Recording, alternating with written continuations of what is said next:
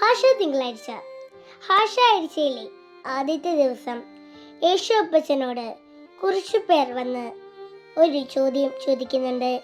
യേശുവേ, നിനക്ക് ഇതൊക്കെ ചെയ്യാൻ ആരാണ് അധികാരം തന്നത് എന്നായിരുന്നു അവരുടെ ചോദ്യം.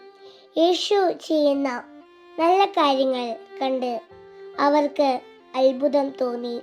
എന്നാൽ യേശു അപ്പയ്ക്ക് ആ അധികാരം നൽകിയത് സ്വർഗസ്വനായ പിതാവായ ദൈവമാണെന്ന് അവർക്ക് മനസ്സിലായില്ല. പ്രിയമുള്ളവരെ, എനിക്ക് പറയാനുള്ളത് ഇതാണ്. യേശു അപ്പച്ചൻ ദൈവത്തിന്റെ വാക്ക് കേട്ട് ഭൂമിയിലേക്ക് വന്നതുപോലെ നമ്മളും അനുസരണയുള്ള മക്കളാകണം. മാതാപിതാക്കൾ പറയുന്ന അനുസരിക്കണം.